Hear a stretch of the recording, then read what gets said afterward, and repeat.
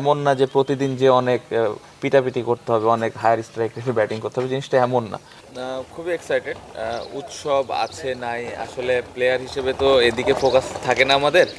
আমাদের ফোকাসটা এটাই থাকে যে কিভাবে আমরা ভালো মতো প্রিপারেশন নিতে পারছি কিনা, বা আমাদের যে সামনে টুর্নামেন্ট, ওই টুর্নামেন্টটা হচ্ছে কিনা। সো আলহামদুলিল্লাহ টুর্নামেন্টটা আগামীকাল থেকে শুরু হচ্ছে, এবং অ্যাজ এ প্লেয়ার হিসেবে খুবই এক্সাইটেড যে মাঠে আমরা খেলার সুযোগ পাবো।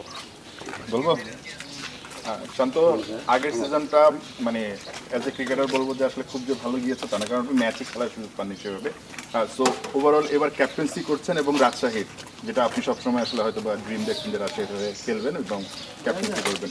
তো ওভারঅল নিজেকে নিয়ে টার্গেটটা কী থাকবে নাজমুল শান্তর? কারণ যেহেতু টি-20 বিশ্বকাপটাও সামনে আছে, একটা সুযোগ থাকছে ভালো পারফর্ম করলে হয়তো বা সিলেক্টরদের নজরে আসার, বা একটা সুযোগ থাকছে দলে ঢোকার। সো ওভারঅল আপনার টার্গেটটা কী থাকবে, দলের টার্গেট এবং আপনার টার্গেট? না, খুবই গুরুত্বপূর্ণ। আমার মনে হয় সবার আগে আমি ইন্ডিভিজুয়ালের থেকে রাজশাহী টিমটা ইম্পর্টেন্ট। লক্ষ্য তো এটাই থাকবে যে কীভাবে আমি রেগুলার দলের ওপরে ওই ইম্প্যাক্টটা রাখতে পারতেছি, এবং আমি কন্ট্রিবিউশনটা খুব ইম্পর্টেন্ট, যে শুধুমাত্র ব্যাটিংয়ে না, ওভারঅল সব দিক দিয়ে যেন আমি রাজশাহী টিমের হয়ে কন্ট্রিবিউট করতে পারি। পাশাপাশি খুব ইম্পর্টেন্ট, সামনে ওয়ার্ল্ড কাপের কথা আপনি বললেন, অনেক বড় একটা অপরচুনিটি। যদি এখানে ভালো করতে পারি অবশ্যই এখানে একটা ভালো সুযোগ থাকবে, বাট এটা সিলেক্টররা বুঝবেন, ম্যানেজমেন্ট আছেন। আমার কাজ হলো আমি চেষ্টা করবো যে কীভাবে আমি রেগুলার পারফর্ম করতে পারি। যেহেতু এবার আসলে ঢাকা দিয়ে বিপিএলটা শুরু হচ্ছে না, সিলেট পর্ব দিয়ে শুরু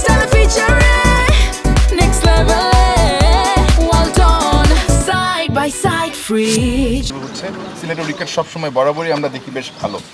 উইকেটটা নিশ্চয়ই দেখার সুযোগ হয়েছে, জানি না যদি উইকেট দেখে থাকেন কি মনে হচ্ছে, কত রানের উইকেট মনে হচ্ছে আপনার কাছে আপাতত, মানে আপনার দৃষ্টিতে দেখে? কারণ ফার্স্ট ম্যাচটাই আপনারা খেলবেন এবং সেটা স্বাগতিক সিলেটের বিপক্ষে।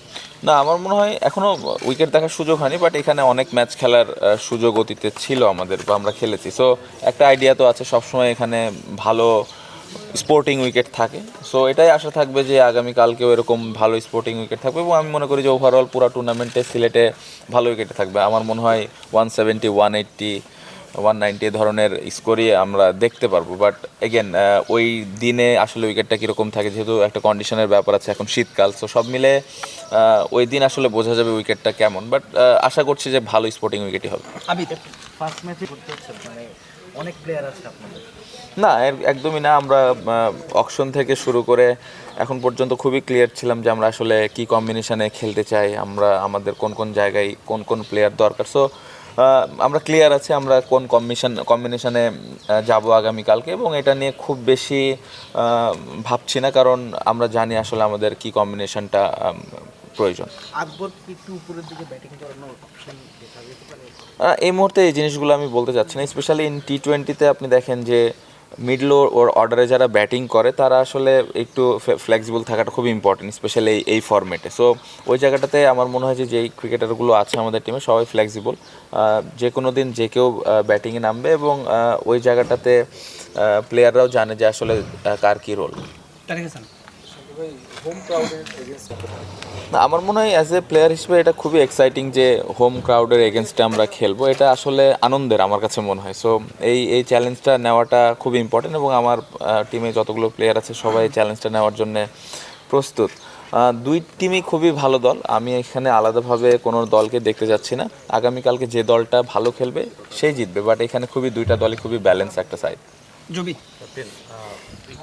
স্কেজুয়ালিংটা যেহেতু এখান থেকে শুরু, বিসিবির একটা ছিল যে প্লেয়াররা যাতে ভালো উইকেটে বিপিএলটা শুরু করে, যেটা চিটাগাং থেকে কন্টিনিউ করে, যাতে ওই মোমেন্টামটা ঢাকাতে এই জিনিসটাকে আপনি কীভাবে দেখেন? অ্যাকচুয়ালি আদৌ এটার ইম্প্যাক্টটা আপনাদের ব্যাটিংয়ে পড়বে কিনা, কী মনে হয়?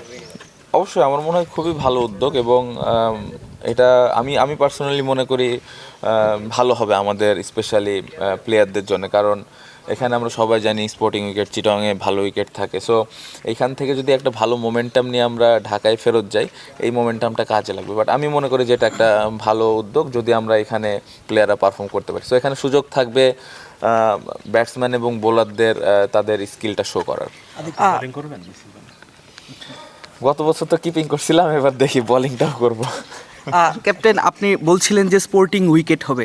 আমরা যদি আপনাদের স্কোয়াডের দিকে তাকাই, আপনাদের স্কোয়াডের ব্যাটারদের ডেপথটা অনেক বেশি।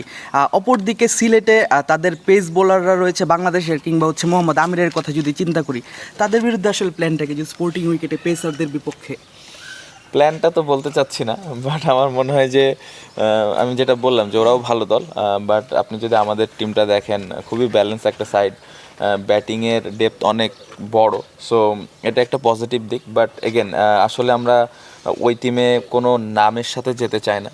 কে আছেন ওই দিন যে ভালো বল করবেন সে ভালো করবেন, যদি সুযোগ থাকে কোনো ভালো বলার এগেনস্টে রান করা সেটা আমরা করার চেষ্টা করবো। সো কোনো নামে আমরা যেতে চাচ্ছি না, আমাদের নিজেদের যেই প্ল্যান আছে ওটা এক্সিকিউট করার চেষ্টা করবো এবং নিজেদের যেই স্ট্রেংথ আছে ওই অনুযায়ী খেলার চেষ্টা করবো। মাহমুদুল, খুবই ইম্পর্টেন্ট আমার মনে হয় যে এ ধরনের টুর্নামেন্ট তো ফিনান্সিয়ালি বলেন এবং মাঠের দিক থেকে দুইটাই।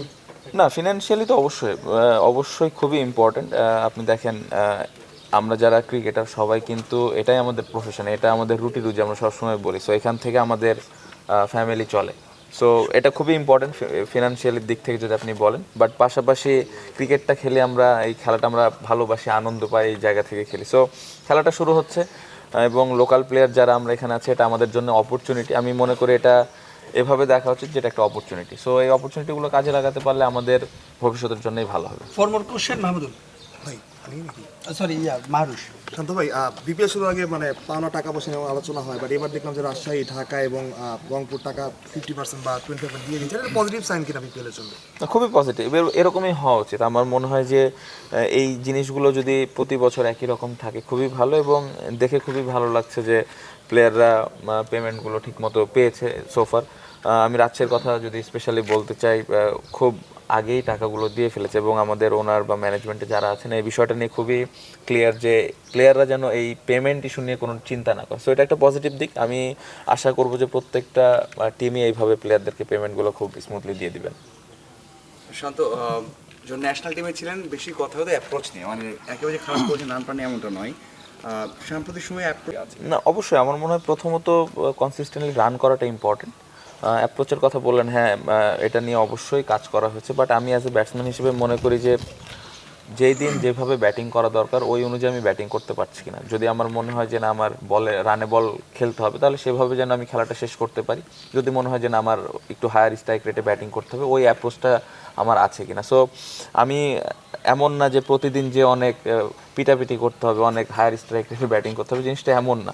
জিনিসটা কন্ডিশন সিচুয়েশন বুঝে যেভাবে ব্যাটিং করা দরকার ওই অনুযায়ী যেন ব্যাটিং করতে পারি, এটা ইম্পর্টেন্ট। সো প্রিপারেশান প্র্যাকটিস ওইভাবেই আমি নিয়েছি এবং করেছি যে না আসলে যেদিন যেভাবে ব্যাটিং করা দরকার ওই অনুযায়ী আমি করতে পারছি কিনা। সো খুব ইম্পর্টেন্ট আমার জন্য, যেদিন হায়ার স্ট্রাইক রেটে ব্যাটিং করা দরকার ওই দিন আমি ওটা শো করতে পারছি কিনা। মাহির, শান্ত, আপনি যেহেতু ক্যাপ্টেন, সো রাজশাহীর ফ্যান যারা আছে তাদের রাজশাহীর ভাষায় কোনো বার্তা দিতে চান কিনা ম্যাচের আগে? রাজশাহী ভাষায় বার্তা দিব, মামুর ব্যাটারা চলে আসেন মাঠে খেলা দেখতে। Last one Abid.